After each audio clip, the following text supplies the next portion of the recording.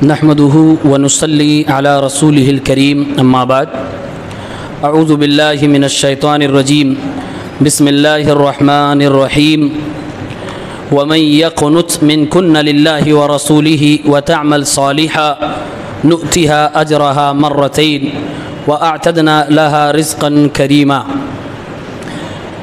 22واں پارہ،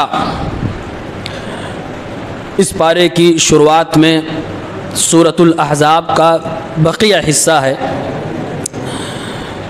اس میں بہت ساری باتیں ہیں، کچھ کا تعلق فیملی سے ہے، کچھ کا تعلق اللہ کے نبی صلی اللہ علیہ وسلم کے حقوق سے ہے۔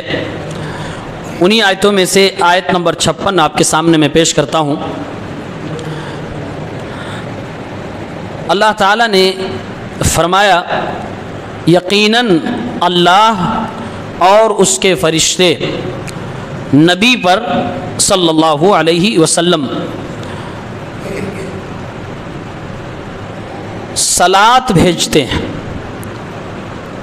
اب یہ صلاۃ کا ورڈ جو صلاۃ و سلام کا لفظ ہے، وہ صلاۃ کا ورڈ جب اللہ سے جڑے گا تو معنی ہوگا رحمت کی برکھا کرتا ہے، اور جب وہ لفظ فرشتوں سے یا ہم لوگوں سے جڑے گا تو معنی ہوگا کہ رحمت کے لیے دعا کرتے ہیں۔ اللہ نے فرمایا ان اللہ وملائکتہ یصلون علی النبی، بے شک اللہ تعالیٰ اپنے نبی پر رحمت کی برکھا کرتا ہے، اور اللہ کے فرشتے نبی پاک صلی اللہ علیہ وسلم کے لیے رحمت کی دعائیں کرتے ہیں۔ یہ ایک بیان اور اسٹیٹمنٹ ہے۔ ظاہر سی بات ہے اللہ تعالیٰ اپنے نبی پر رحمت کی برکھا کرتا ہے، ہمیں اور آپ کو کیسے معلوم ہوتا ہے؟ اللہ نے بتایا، معلوم ہو گیا۔ اللہ کے فرشتے بھی کرتے ہیں، یہ بات بھی اللہ نے خبر دی، ہمیں معلوم ہو گئی۔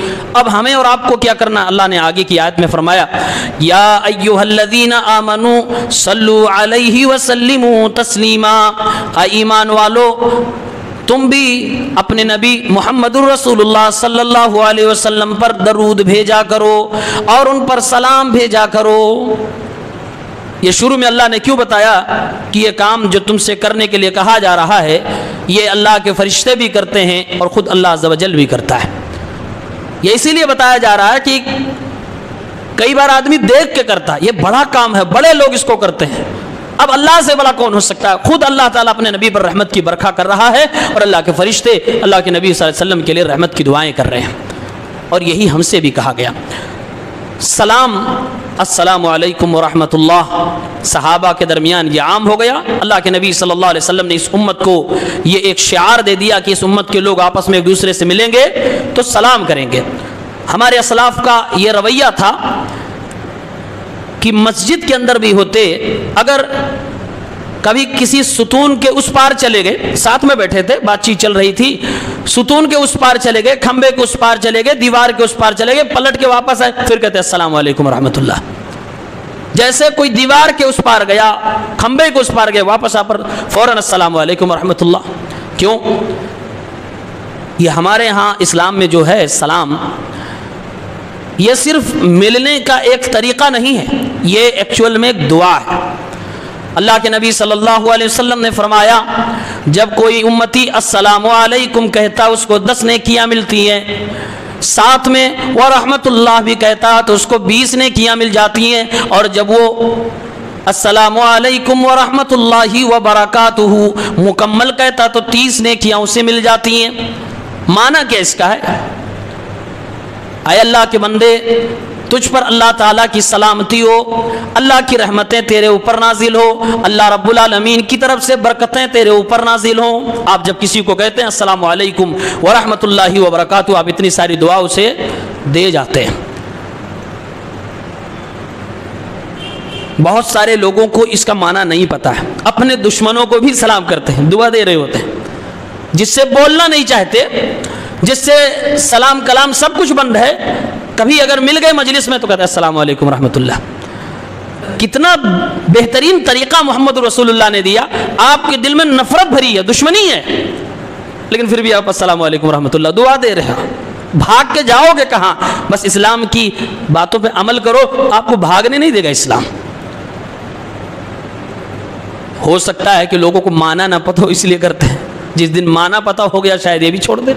پھر اس کے بعد وہی اللہ حافظ، خدا حافظ اور گڈ مارننگ، گڈ ایوننگ یہی چلے گا. بہت سارے لوگ سلام کی جگہ پہ اللہ حافظ کہتے ہیں. اگر ریپلیسمنٹ کر رہے ہیں یعنی اللہ حافظ، خدا حافظ یہی بول رہے ہیں اور السلام علیکم وعلیکم السلام اس کو چھوڑ رہے ہیں تو یہ گناہ ہے. آپ نے اسلام کے ایک شعار کو، ایک پہچان کو مٹا دیا اور مٹانے میں حصے دار بن رہے ہیں. تو یہ سلام کو عام کرو. ہمارے نبی نے فرمایا افشوا السلام بینکم، یہ سلام ایک شعار ہے، ایک پہچان ہے تمہاری، اس کو اپنے درمیان عام کرو، اس کو پھیلاؤ. یہ دوسرے لوگوں نے اپنی تہذیب ہمارے اندر ڈال دی تو مسلمان تھوڑا ہوشیار ہے، وہ کہتا ہم نہیں مانیں گے، تو ان لوگوں نے عربی میں ٹرانسلیٹ کروا دیا. گڈ مارننگ کو صباح الخیر کر دیا، گڈ ایوننگ کو مساء الخیر کر دیا، اور بائے بائے کو اللہ حافظ خدا حافظ میں بدل دیا. اب مسلمان عربی کے نام پہ دھوکہ تو بہت آسانی سے کھا جاتا ہے کہ ہاں یہ عربی ہے. خدا حافظ پہلی بات تو اللہ تعالیٰ کا نام خدا نہیں.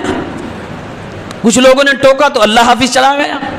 جب اسلام نے السلام علیکم دے ہی دیا ہے، آپ کو کیا مجبوری ہے اللہ حافظ خدا حافظ کہنے کی؟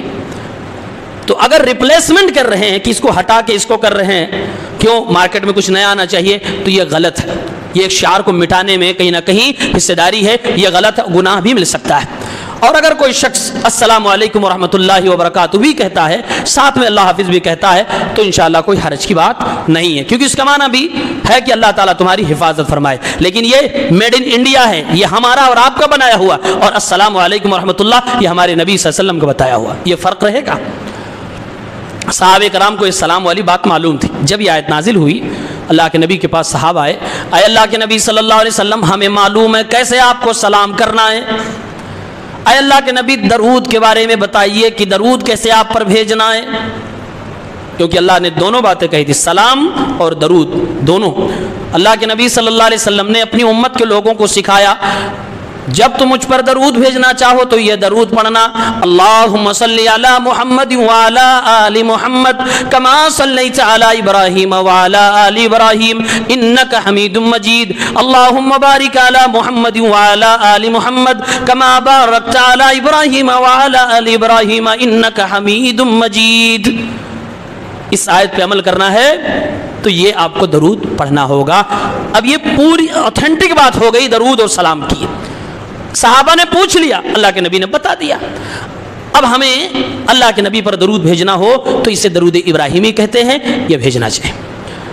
اس میں کسی طرح کی کوئی ملاوٹ، کوئی غلو، کوئی توہین نہیں ہے، یہ نبی کا بتایا ہوا خود ہے. ہم لوگ اپنی طرف سے جب درود بھیجنے لگتے ہیں اردو زبان میں یا عربی خود بنا کر کرنے لگتے ہیں تو کہیں نہ کہیں اس میں غلو آ جاتا ہے. کبھی کبھی آدمی توہین کر لیتا، اپنی توہین کبھی کبھی کر لیتا، کبھی کبھی نبی کی شان میں توہین کر دیتا ہے، اور کبھی کبھی غلو کرنے لگتا ہے جس سے اللہ نے منع فرمایا ہے. تو بہتر تو یہی ہے کہ جو نبی نے سکھایا ہے وہ الفاظ اب یاد کر لو. اور الحمدللہ مسلمانوں کے بچوں کو یہ درود ابراہیمی یاد ہوتی ہے، اور یاد کیوں نہ ہو، نماز میں پڑھنا ہے. سسٹم بنا دیا کہ آپ کو یاد ہی کرنا پڑے گا، میننگ پتا ہو یا نہ پتا ہو. یہ تو ہمارے اور آپ کے اجمی پن کی ایک نوست سمجھ لیجئے، لیکن آپ کو یاد کرنا ہے. آپ نماز میں تشہد میں بیٹھے ہیں تو آپ کو درود شریف پڑھنی ہے، اس کے مطلب کو بھی جاننا چاہیے. اللہم صلی علی محمد وعلی آل محمد. اے اللہ رب العالمین تو رحمتوں کی برکھا برسا ہمارے نبی محمد رسول اللہ صلی اللہ علیہ وسلم پر، وعلی آل محمد اور ان کی آل اولاد پر، اہل بیت پر. اللہ کے نبی کی جو جنریشن ہے اور ایمان والی ہے ان سب پر ہم اور آپ درود بھیجتے ہیں، دعا کر رہے ہیں ان کے لیے. کما صلیت علی ابراہیم وعلی آل ابراہیم، جیسے تو نے رحمتوں کی برکھا برسائی سیدنا ابراہیم پر، ان کی آل اولاد پر. انک حمید مجید، اے اللہ بے شک تو تعریف کے لائق ہے، تو ہی بزرگ ہے. اللہم بارک علی محمد، اے اللہ رب العالمین برکت نازل فرما اللہ کے نبی محمد رسول اللہ پر، وعلی آل محمد اور ان کی آل پر. کما بارکت علی ابراہیم وعلی آل ابراہیم، جیسا کہ تو نے برکت نازل فرمائی حضرت ابراہیم ان کے آل اولاد پر. انک حمید مجید، یہ اس کا معنی ہے. دو جگہ میں بتاتا ہوں جہاں یہ آپ کو پڑھنا ہے. ایک میں نے بتایا تشہد میں بہت سارے لوگ ہمیں آپ کو اہل حدیثوں کو چڑھاتے ہیں کہ یہ لوگ درود و سلام سے چڑھتے ہیں۔ درود اور سلام کو لے کر ہم کتنے سینسٹیو ہیں، ہمارا موقف اگر کسی کو جاننا ہے تو ہماری نماز کو دیکھیں۔ ہمارا عقیدہ یہ ہے کہ اگر کوئی شخص نماز کی حالت میں تشہد میں بیٹھا ہوا ہو اور التحیات پڑھ رہا ہو، السلام علیک ایھا النبی، یہ نبی پر سلام ہے، اگر اس کو چھوڑ دے اس کی نماز نہیں مانی جائے گی۔ اگر کوئی شخص اللہم صلی علی محمد وعلی آل محمد، اس کو چھوڑ دے اس کی نماز نہیں مانی جائے گی۔ ہم اس لیول کی بات کر رہے ہیں۔ درود و سلام نماز میں اگر تم نہیں پڑھ رہے ہو تو نماز نہیں مانی جائے گی، اتنا کمپلسری ہے اور اتنی آپ کو درود و سلام پر فوکس کرنا ہے۔ دوسری جگہ جہاں پر اکثر لوگ نہیں پڑھتے ہیں اور نبی نے کہا ہے، کیا ہے؟ اللہ کے نبی صلی اللہ علیہ وسلم نے فرمایا اذا سمعتم المؤذن فقولوا مثل ما يقول، جب مؤذن اذان دے اللہ اکبر تو مؤذن کی اذان کو دہراؤ۔ حی علی الصلاۃ حی علی الفلاح پر آپ کو دوسرا کچھ کہنا ہے، باقی سیم آپ کو کہنا ہے۔ جب اذان کمپلیٹ ہو جائے پھر اللہ کے نبی فرما رہے ہیں جب مؤذن اذان دے لے فصلوا علیہ، تو تم مجھ پر درود بھیجو۔ اذان کے بعد کی دعا بتائی جاتی ہے نا، اگر صرف آپ کو یہ یاد کرا گیا اللہم رب هذه الدعوة التامة والصلاة القائمة آت محمدا للوسیلة والفضیلة وبعثه مقاما محمودا الذي وعدته، یہ کمپلیٹ دعا ہے۔ اس میں بھی تھوڑی سی ڈنڈی ماری گئی ہے، بڑھایا گیا ہے بدعتیوں کی طرف سے، لیکن یہ جو دعا بتائی گئی یہ انکمپلیٹ ہے۔ اس سے پہلے درود بھی پڑھنا، اللہ کے نبی نے فرمایا ثم صلوا علیہ، اذان کا جواب دینے کے بعد میرے اوپر درود بھیجو، پھر اللہم رب هذه الدعوة التامة والصلاة القائمة، پھر یہ آپ کو دعا پڑھنی ہے۔ تو اذان کے بعد یہ پڑھنا۔ اب جس کو بدعت نے اپنے چپیٹے میں لے لیا ہو، اس کی کھوپڑی ہل جاتی ہے، بدل جاتی ہے، تو یہ لوگ اذان سے پہلے ہی صلاۃ والسلام پڑھنے لگے۔ اللہ کے نبی نے بعد میں کہا ہے، اور وہ بھی تیز آواز سے نہیں کہا ہے کہ مائک لگا کر آپ کو صلاۃ والسلام علیک یا رسول اللہ، وہ اذان کے بعد کی دعا میں شامل ہے۔ اس کے لیے تیز سے آپ کو پڑھنے کی ضرورت نہیں، ایک ساتھ پڑھنے کی ضرورت نہیں، اکیلے آدمی پڑھے گا۔ طریقہ کیا ہے، کہاں پر پڑھنا ہے؟ جب آدمی بدعتی ہو جاتا ہے پھر وہ اسی کو الٹ پلٹ دیتا ہے، اب اذان سے پہلے پڑھنے لگے۔ بہت سارے لوگ کہتے ہیں برا کیا ہے؟ برا بھائی یہ کم برائی ہے کہ آپ نے نبی کی بتائے ہوئے طریقے اور اس کی جگہ کو بدل کر آپ نے دوسری جگہ اس کو کر دیا، اور اس میں بھی درود کو بھی بدلا ہوا، وہ درود نہیں پڑھ رہے ہیں۔ میں نے کہا اس درود میں غلو ہے جو اللہ تعالیٰ نے منع فرمایا ہے۔ تو یہ ہے درود و سلام نبی پاک صلی اللہ علیہ وسلم پر۔ اللہ کے نبی فرماتے ہیں بڑا کنجوس اور بخیل ہے وہ امتی کہ میرا نام آئے اور وہ درود نہ بھیجے۔ تو بخیلی تو نہیں کرنی چاہیے۔ سب سے چھوٹا درود جانتے کیا ہے؟ درود و سلام سب سے چھوٹا صلی اللہ علیہ وسلم، صلی اللہ علیہ یہ درود ہے، وسلم یہ سلام ہے، اتنے میں درود و سلام دونوں ہے۔ یہ ہمارے نبی کا حق ہے، اور یہ وہ حق ہے جس حق کی ادائیگی کے لیے اپیل اللہ تعالیٰ نے کی ہے، یا ایھا الذین آمنوا صلوا علیہ وسلموا تسلیما۔ اور کیا رتبہ، اسی آیت کو صرف دیکھا جائے اللہ کی نگاہ میں میرے نبی کا مقام و مرتبہ کیا ہے تو کافی ہے۔ سیرت کے لیے، آپ کی منقبت کے لیے، نعت کے لیے آیت کافی ہے۔ یہ وہی محمد رسول اللہ صلی اللہ علیہ وسلم ہے جن پر اللہ تعالیٰ درود و سلام پڑھنے کے لیے اپنے بندوں سے اپیل کر رہا ہے، جن کی پیدائش سے پہلے 2 مہینہ پہلے ان کے باپ کا انتقال ہو گیا، 6 سال کی عمر میں ماں کا انتقال ہو گیا، 8 سال کی عمر میں دادا کا انتقال ہو گیا، ساری دنیا ان کے پیچھے پڑ گئی، مکے کے مشرکین پیچھے پڑ گئے۔ یہی ایک زمانہ ایسا آیا کہ اپنی جان بچا کر مکہ سے نکل رہے ہیں تو ساتھ میں صرف ایک دوست ہے، 3 دن تک ایک غار میں چھپنا پڑا ہے۔ یہ دور میرے نبی نے دیکھا ہے۔ اسی ہستی کو اللہ فرما رہا ہے اے دنیا کے چپے چپے میں پھیلے ہوئے مسلمانوں، میرے اسی نبی پر درود و سلام بھیجو۔ میں خود اپنے نبی پر رحمت کی برکھا کر رہا ہوں، میرے آسمان کے سارے فرشتے کر رہے ہیں، اور فرشتے 1 2 نہیں ہیں۔ وہ بیت معمور جو فرشتوں کی عبادت کے لیے ہے، اللہ کے نبی صلی اللہ علیہ وسلم فرماتے ہیں 70,000 فرشتے ایک بار سجدہ کرتے دوبارہ ان کو موقع نہیں ملتا ہے۔ آسمان کی ہر 4 انگلی یعنی 4 انچ کی جگہ پہ فرشتے موجود ہیں، اور اتنے موجود ہیں کہ یہ آسمان فرشتوں کے بوجھ کی وجہ سے چرچرا رہا ہے۔ اتنے فرشتے موجود ہیں، اتنوں آسمانوں پہ ہیں، زمینوں پہ ہیں، یہ سب فرشتے نبی پاک صلی اللہ علیہ وسلم پر درود بھیج رہے ہیں۔ تو یہ نبی کا حق ہے، ایمانداری سے، انصاف سے یہ ہمیں ادا کرنا چاہیے۔ اس کے بعد ایک سورت ہے سورہ سبا۔ سبا ایک قوم تھی جس کی لیڈر ایک عورت تھی. اسلام میں عورت لیڈری کرے یہ غلط ہے، بلکہ اللہ کے نبی صلی اللہ علیہ وسلم نے یہ کہا ہے، صحیح بخاری کی روایت ہے،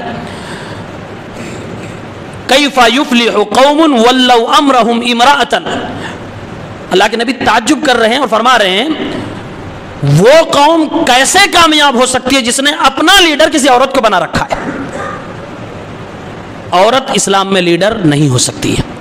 تو یہ قوم سبا کی لیڈر عورت تھی. وہاں پر شرک بھی پنپ رہا تھا. ہدہد پرندہ وہاں پر گیا، سلیمان علیہ السلام کی بات ہدہد سے ہوتی تھی. وہ ہدہد پرندے نے آ کر جواب دیا، بتایا میں ایک قوم میں گیا تھا جہاں عورت حکومت کر رہی ہے اور وہاں کے لوگ سورج کی پوجا کر رہے ہیں، میں نے ایسا ایسا دیکھا ہے. اب سلیمان علیہ السلام نے وہاں پر اپنا لیٹر بھیجا اسی ہدہد پرندے کے ساتھ. یہ پورا واقعہ بیان ہوا ہے. اس میں آیت نمبر 31 اور 32 بڑی عجیب و غریب ہے. اللہ تعالیٰ نے بیان کیا ہے کئی بار ایسا ہوتا ہے ہمیں بات سمجھ میں آتی ہے، جیسے کسی نے بات سمجھائی کہ بھائی صاحب حقیقت یہ ہے، سچائی یہ ہے، مان لینا چاہیے. مجھے سمجھ میں آ گئی ہے، پھر میں پلٹ کے اپنے دوست کو دیکھ رہا ہوں ہاں کیا فرما رہے ہیں، پھر ادھر والے کو دیکھ رہا ہوں ہاں، تو اس نے کہا بھائی جاؤ سب بکواس کر رہے ہیں. اب جو مجھے سمجھ میں آئی تھی بات، ادھر دیکھا ادھر دیکھا، دونوں نے ٹوچن مارا، پھر میری بات جو ابھر کے سامنے آنی تھی وہ اندر دب گئی، پھر محفل سے اٹھے چلے گئے. یہ دنیا میں ہو گیا، ہم نے محسوس بھی نہیں کیا. لیکن قیامت کے دن ایسی دوستوں کی منڈلی کا حال کیا ہوگا وہ اللہ نے بیان کیا ہے. اللہ تعالیٰ نے فرمایا وَقَالَ الَّذِينَ كَفَرُوا لَن نُؤْمِنَ بِهَذَا الْقُرْآنِ وَلَا بِالَّذِي بَيْنَ يَدَيْهِ. کافروں نے کہا ہرگز ہم اس قرآن پر ایمان نہیں لائیں گے اور نہ اس سے پہلے کی آسمانی کتابوں پہ ایمان لائیں گے. یہ ان کا بیان ہے. اللہ تعالیٰ نے ایسے نقل کر دیا. اللہ نے رد بھی نہیں کیا. کیوں؟ یہ خود اپنے آپ میں رد ہے. اتنی ضدی قوم نہیں مان لائیں گے، ہرگز نیور. اللہ نے رد نہیں کیا، کہا تمہاری بات خود رد کے لائق نہیں ہے، اتنی بری بات تم بول رہے. پھر آگے اللہ نے فرمایا اے قرآن کے پڑھنے والوں اور اے میرے محبوب صلی اللہ علیہ وسلم وَلَوْ تَرَى إِذِ الظَّالِمُونَ مَوْقُوفُونَ عِنْدَ رَبِّهِمْ. آپ وہ منظر وہ ٹائم دیکھیں تو صحیح کہ جب یہ لوگ ظالم اس طرح کی بات کرنے والے لوگ اپنے رب کے سامنے روک دیے جائیں گے، کھڑے کر دیے جائیں گے، حساب ہی نہیں لیا جائے گا. کھڑے ہو بس انتظار کی گھڑی اور اس کے عذاب میں جلتے رہو. سوانزی پہ سورج ہے، آدمی پریشان ہے، کھوپڑی کھول رہی ہے، اپنے پسینے میں ڈوبا ہوا، جس کا جتنا گناہ اپنے ہی پسینے میں ڈوب رہا ہے اللہ حساب ہی نہیں لے رہا ہے. بعض روایت میں 300 سال تک کھڑے رہنے، حساب ہی نہیں لے گا، پریشان ہے. اب اللہ فرماتا ہے جب یہ پورے دوست کے منڈلی جو دنیا میں اس طرح کی حرکتیں کرتی تھی، اللہ فرما رہا ہے ان کا حال وہاں پر کیا ہوگا. یرجع بعضهم الى بعض القول. بعض کو ملامت کرنا شروع کر دے گا، وہ اس کو برا کہے گا، وہ اس کو برا کہے گا، تو نے ہی کام بگاڑا تھا، تیری وجہ سے میں نے کام نہیں کیا، تیری وجہ سے یہ نیکی چھوٹ گئی، تیری وجہ سے یہ حق مجھ سے چھوٹ گیا. ایک دوسرے کو برا بھلا کہنا شروع کر دیں گے. اللہ فرما رہا ہے یقول الذین استضعفوا للذین استکبروا. اچھا دنیا میں کیا ہے، کچھ لوگ بڑے ہیں، کچھ لوگ جو بڑے ہیں دوسروں کو دبا لیتے ہیں. تو اللہ نے فرمایا وہ جو دبے کچلے لوگ تھے وہاں دیکھ لیں گے کہ اب یہ مجھے کچھ کر نہیں سکتا، تب وہاں بولنا شروع کریں گے، کہیں گے لولا انتم لکنا مؤمنین. اگر تم دنیا میں مجھ سے ملے نہ ہوتے تو آج میں مومن ہوتا. سمجھ گئے کہ آج یہ مجھے کچھ کر نہیں سکتے، خود پریشان ہے.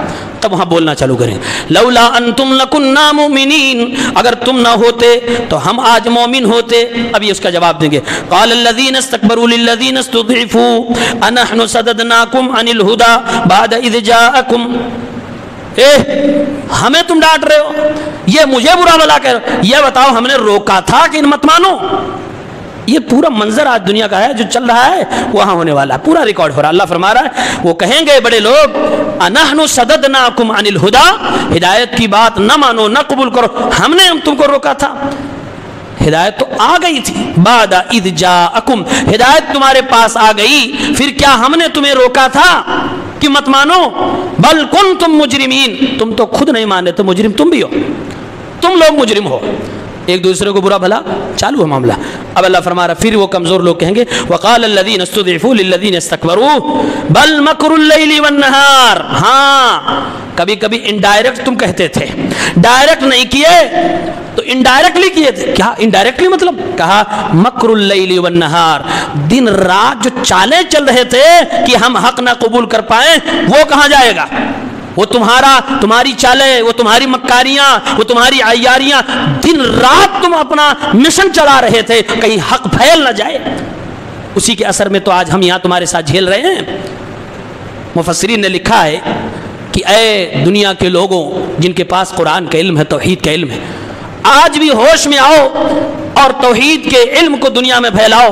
اللہ تمہیں بتا رہا ہے جو باطل والے ہیں وہ دن و رات ایک کیے ہوئے ہیں کہ تم بڑھنے نہ پاؤ اور تمہاری دعوت دنیا تک پہنچنے نہیں پائے، تمہارا عقیدہ دنیا میں پھیلنے نہیں پائے. بل مکر اللیل والنہار، اور یہ نارمل نہیں ہے ان کا جو طریقہ ہے، یہ نارمل، اس میں چال بازی ہے، مکاری ہے، فراڈ ہے، سارے ہتھ کنڈے اپنائے جا رہے ہیں تم کو، تمہاری دعوت کو، آواز کو دبانے کے لیے. تو یہ غریب لوگ کہیں گے یہ جو دن و رات تم چالے چل رہے تھے، خفیہ میٹنگیں کر رہے تھے حق کو دبایا جا سکے، وہ سب کہاں جائے گا؟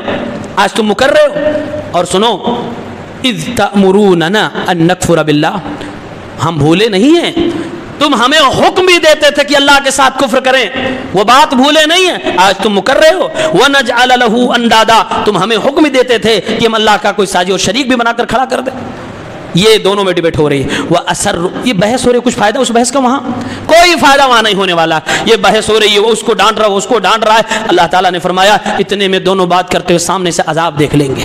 عذاب دیکھنے کے بعد اللہ فرمایا وَأَسَرُّ النَّدَامَةَ لَمَّا رَأَوُا الْعَذَابَ، عذاب دیکھنے کے بعد دونوں کو شرمندگی ہوگی، لیکن شرمندہ ہیں کیونکہ مجرم سچ میں دونوں ہی ہوں گے، بس کم اور زیادہ کا فرق ہوگا، لیکن شرمندگی کی وجہ سے وہ اپنی شرمندگی اپنے ہی اندر چھپا رہے ہوں گے عذاب کو دیکھنے کے بعد کہ رب کیا کرے، وہ تو غلطی ہماری بھی تھی، غلطی تو ہماری بھی تھی. وَأَسَرُّ النَّدَامَةَ، وہ شرمندگی کو چھپا رہے ہوں گے. اللہ فرمائے گا، اللہ نے آگے کہا وَجَعَلْنَا الْأَغْلَالَ فِي أَعْنَاقِ الَّذِينَ كَفَرُوا، اور وہ بیڑیاں جو پیروں میں باندھ کر گھسیٹ کے لائے گئے تھے، میں اس کو اب فرشتوں کو آرڈر کروں گا گلے میں پہنایا جائے.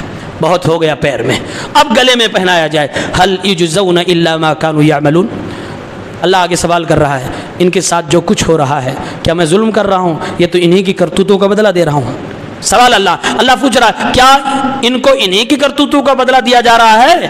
جواب ہے ہاں، انہی کی کرتوتوں کا بدلہ دیا جا رہا ہے. پھر اللہ نے آگے کہا وَمَا أَرْسَلْنَا فِي قَرْيَةٍ مِّن نَذِيرٍ، جس بھی گاؤں میں کسی ڈرانے والے کو میں نے جب بھیجا ہے إِلَّا قَالَ مُتْرَفُوهَا، تو وہاں کے خوشحال طبقے نے ہمیشہ ہمارے رسولوں کی مخالفت کی ہے. إِنَّا بِمَا أُرْسِلْتُمْ بِهِ كَافِرُونَ، اور کہا ہے کہ جو چیز بھی تم لے کے آئے ہو ہم اس کے ساتھ کفر ہی کریں گے. مترفوہا کا مطلب ہوتا ہے خوشحال طبقہ. خوشحال طبقے نے ہمیشہ ہمارے نبیوں کی، رسولوں کی مخالفت کی ہے اور یہ کہہ کر نبیوں کو اگنور کیا ہے. وقالوا نحن اکثر اموالا، ہمارے پاس مال زیادہ ہے، واولادا، اولادیں زیادہ ہے، وما نحن بمعذبین، یہ مال یہ اولاد مجھے اللہ کے عذاب سے بچا لے گی، عذاب ہم پہ نہیں آئے گا، جاؤ جس کو ڈرا سکتے ہو ڈراؤ. تو یہ پورا منظر اللہ رب العالمین نے سورہ سبا میں بیان کیا. اس کے بعد سورہ فاطر ہے. سورہ فاطر میں بھی بہت ساری چیزیں ہیں. اس میں یہ بھی ہے کہ دنیا کا کوئی انسان قبر میں جانے کے بعد کسی مردے کو سنا نہیں سکتا، یہ اللہ کا اسٹیٹمنٹ ہے. وما انت بمسمع من فی القبور، جو قبر میں ہے اس کو آپ سنا نہیں سکتے. اسی میں جنت کا بھی تذکرہ ہے. اللہ تعالیٰ نے فرمایا میرے نبی کی امت جو ہے 3 طرح کی ہے، یعنی 3 قسم ہے. کچھ لوگ ایسے ہیں جو اپنے آپ پہ ظلم کرتے ہیں، یعنی گناہ کرتے ہیں. گناہ کرتے ہیں مطلب یہ واجب کام چھوڑتے ہیں اور حرام کام کر لیتے ہیں. کچھ لوگ ایسے ہیں جو مڈل کلاس کے ہیں دین کے اعتبار سے، مطلب یہ ہے کہ واجب کام کرتے ہیں اور حرام کام چھوڑ دیتے ہیں، ایکسٹرا نہیں کرتے، یعنی نفل سنت مستحب یہ کام نہیں کرتے. ہاں جو واجب ہے وہ کریں گے اور جو حرام اس کو چھوڑ دیتے ہیں، یہ مڈل والے. تیسرے وہ لوگ ہیں جو واجب کرتے ہیں ساتھ میں نفلی چیزیں بھی کرتے رہتے ہیں اور حرام چھوڑتے ہیں، ساتھ میں مکروہات اور ناپسندیدہ چیزوں کو بھی چھوڑ دیتے ہیں. اللہ نے فرمایا یہ 3 قسم کے لوگ میری نبی کی امت میں ہیں. اللہ نے آگے جنت کا تذکرہ کرتے ہوئے فرمایا جنات عدن يدخلونها يحلون فيها من اساور من ذهب ولؤلؤا ولباسهم فيها حرير. ایسی جنت ان کے لیے بنائی گئی جو ہمیشہ باقی رہے گی. عدن کا مطلب ہوتے ہیں ہمیشہ باقی رہنے والی شے. تو جنت عدن مطلب ہمیشہ باقی رہنے والی جنت. اللہ نے فرمایا اس میں یہ لوگ داخل ہوں گے جب یہ لوگ جنت میں جا رہے ہوں گے. اب دیکھیں نقشہ، یہ مردوں کی بھی بات ہو رہی ہے. ہاں یہ مردوں کی بھی. جنت میں صرف عورتیں تو جائیں گی نہیں بھائی, مرد بھی, ہم لوگ بھی تو جائیں گے انشاءاللہ. اللہ تعالی ہم سب کو جنت میں اکٹھا کرے. اللہ فرما رہا ہے یحلون فیہا من اساور من ذہب, سونے کے کنگن جنتیوں کو پہنائے جائیں گے. ولؤلؤا, لولو مول, لولو مطلب موتی, یہ عربی کا نام رکھا. واو. ولباسہم فیہا حریر, اور جنتیوں کا لباس جنت کے اندر ریشم کا ہوگا. یہ لباس مردوں کا بھی ہوگا, عورتوں کا بھی ہوگا, یعنی جنت میں مرد بھی کنگن پہنیں گے. لیکن دنیا میں نہیں بھیا, دنیا میں مت پہننا. دنیا میں مردوں کے لیے زیور حرام ہے. زیور مطلب یہ سونا, گولڈ کا. آپ چاہے انگوٹھی پہنے, چاہے آپ کڑا پہنے, چاہے آپ چین پہنے, کچھ بھی گولڈ کا مرد کے لیے حرام ہے. میرے نبی نے وضاحت سے کہا ہے. ریشم بھی حرام ہے. آپ صلی اللہ علیہ وسلم نے فرمایا اگر کسی کو کھجلی کی بیماری ہے تو ریشم کا کپڑا اس کے لیے علاج تو پہن سکتا ہے, علاج کے طور پہ. ورنہ ریشم اور گولڈ اس امت کے مردوں پر حرام قرار دیا گیا, لیکن اللہ جنت میں پہنائے گا, وہ بھی کنگن. ایک مفسر نے بہت اچھا تبصرہ کیا کہ میں نے قرآن پہ بہت غور کیا. جہاں بھی جنت کا تذکرہ آتا ہے, جنتیوں کا بیان آتا ہے, تو اللہ تعالیٰ بار بار کنگن کا مینشن کر رہا ہے. کچھ راز کی بات ہے, کچھ بتانا چاہتا اللہ. جیسے یہاں پر کہا گیا یحلون فیہا من اساور من ذہب. اساور کا مطلب ہوتا کنگن, یہ پلورل ہے, اس کا سنگولر آتا ہے سوار. سوار یہ فارسی لفظ تھا, اس کو عربک میں کنورٹ کیا گیا اور اسی سے یہ کنگن کا لفظ بنا. وہ بھی سونے کا کنگن, کئی بار چاندی کے کنگن کا منشن ہے قرآن میں, کئی صورتوں میں, کئی آیتوں میں یہ بات ہے. مفسر کہتا ہے یہ اس بات کی دلیل ہے کہ جنت میں کسی کو کوئی کام نہیں کرنا پڑے گا. نہیں سمجھ میں آئی بات؟ یہ اس بات کی دلیل ہے کہ جنت میں کسی کو چاہے مرد ہو یا عورت کوئی کام نہیں کرنا پڑے گا کہ چلو بھیا بہت آرام ہو گیا, کرو تب 2 روٹی ملے گی. کوئی کام نہیں کرنا پڑے گا. آگے کہتا ہے یہ کنگن جو پہنا جاتا ہے یہ اس بات کی دلیل ہے کہ کام نہیں کرنا ہے. دنیا میں عورتیں کنگن پہنتی ہیں, سب لوگ اپنے گھر جانتے ہیں, اپنے گھر کے ماحول کو. کنگن جب عورت پہنتی ہے تو بالکل فری ہے, کام کرنا ہوگا کنگن نکال دے گی, ہے نا.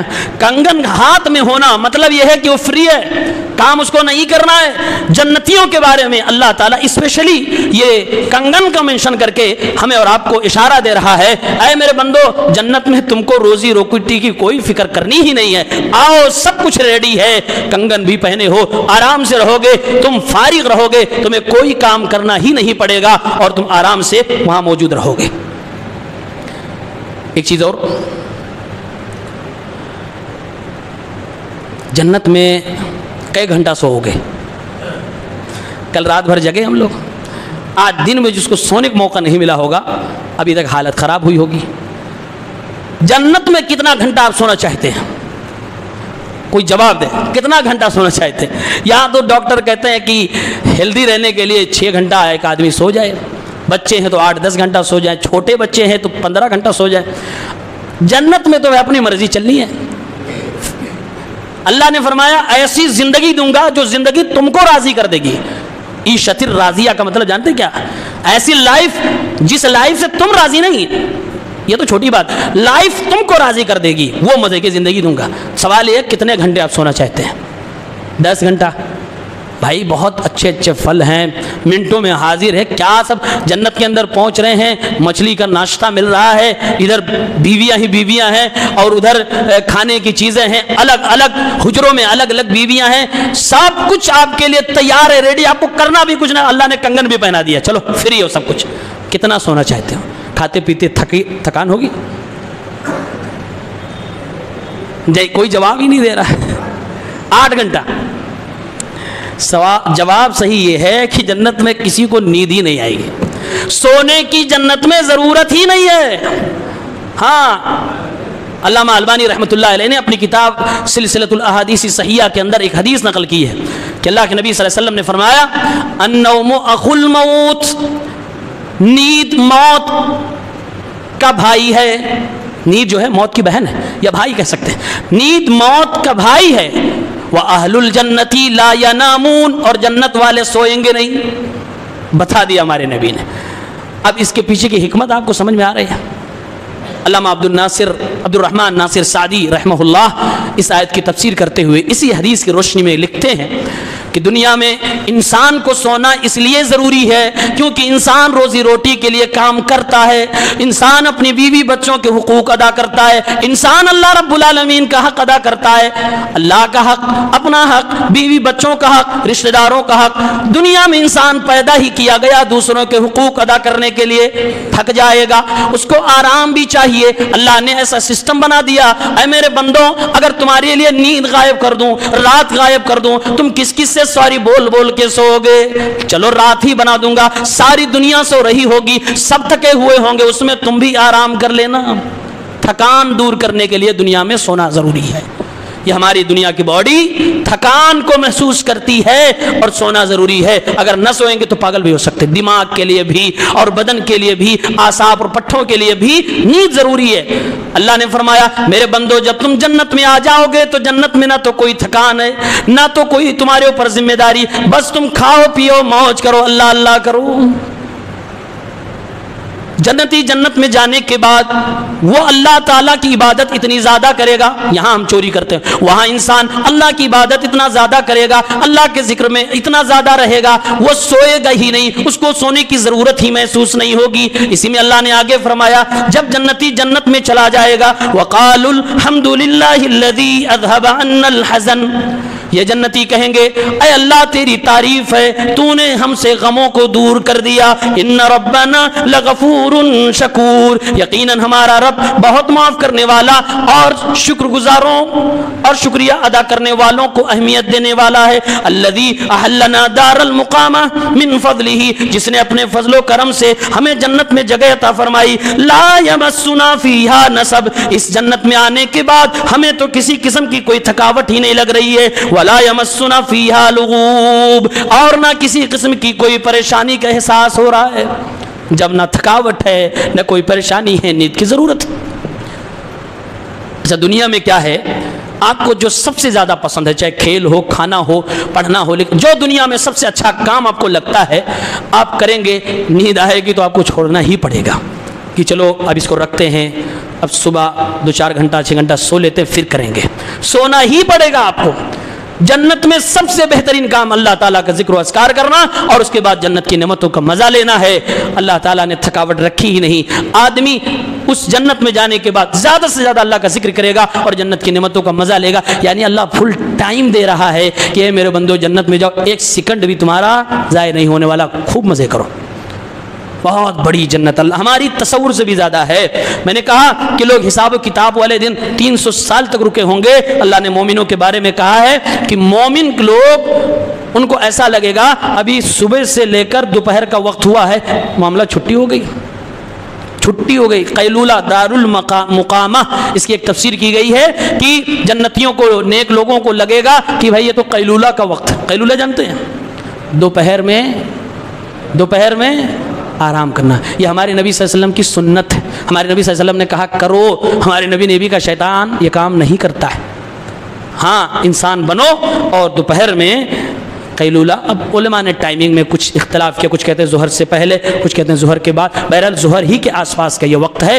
قیلولہ کا مطلب یہ نہیں ہے کہ چادر ادھر تان کے 2-3 گھنٹہ مار دو، نہیں، بس یہ 10-5 منٹ جو، اور ہاں تجربہ ہے دوپہر میں آدھے گھنٹے کی نیند واقعی بہت آرام دہ۔ اور میں نے ایک بار سائنس کی رپورٹ پڑھی تھی، اب آپ لوگ اس کو بہتر بتا سکتے ہیں کہ دوپہر میں جو شخص سوتا ہے اس کا دماغ بڑھتا ہے، اس کی ذہانت بڑھتی ہے، اور ویسے بھی اگر دیکھا جائے تو صبح صبح آپ فریش کیوں لگتے ہیں ذہنی اعتبار سے؟ کیونکہ رات بھر نیند لی ہے۔ دوپہر میں اگر آپ نے پھر سے لے لیا تو عصر کے بعد آپ پھر سے فریش ہو گئے۔ اسی لیے مدرسوں میں خاص طور سے جہاں بچے حفظ کرتے زبردستی دوپہر میں سلاتے ہیں، سو کیوں؟ اس لیے کہ تم صبح سے لے کے دوپہر تک پڑے ہو، تھک گئے ہو، ابھی آدھا گھنٹہ تم سو لو گے، 1 گھنٹہ سو لو گے، عصر کے بعد پھر سے تمہاری نئی صبح ہوگی، نئی محنت ہوگی، اس طرح سے تمہارے کم وقت میں زیادہ تم پڑھ سکتے ہو۔ تو یہ سائنٹیفک ریزن بھی ہے۔ تو دوپہر میں قیلولہ جس کو میسر ہو اس کو ضرور کرنا چاہیے۔ یہ جنت کا مختصر تذکرہ اس صورت میں تھا۔ اس کے بعد سورہ یاسین ہے۔ سورہ یاسین کی شروعات اسی 22ویں پارے میں ہے۔ اس میں ایک عجیب بات بتائی گئی کہ ایک گاؤں تھا، وہاں 3 رسول آئے، 2 رسول پہلے آئے، لوگوں نے کہا ہم نہیں مانیں گے۔ اللہ نے سپورٹ میں تیسرا رسول بھیجا. اب تیسرا رسول کہہ رہے یہ دونوں صحیح ہیں, ان کی مان لو بات, اور یہ سچ میں تمہارے نبی اور رسول ہے. بولے تم کو بھی نہیں مانیں گے. تو تین ہو گئے, تینوں کا انکار کر دیا. اب اللہ نے آگے فرمایا وَجَاءَ مِنْ أَقْصَى الْمَدِينَةِ, اس شہر کے کونے میں ایک آدمی, نیک آدمی رہتا تھا.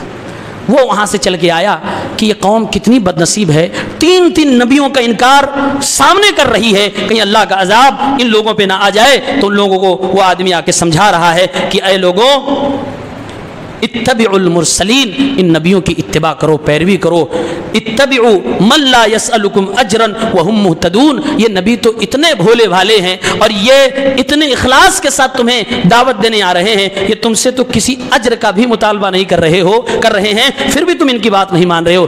تین نبی انکار کر رہی ہے قوم, اور ایک چوتھا غیر نبی جو اس شہر کے کونے میں بیچارہ رہتا تھا اور اللہ والا بندہ تھا, وہ آ کے اپنی قوم کو سمجھا رہا ہے.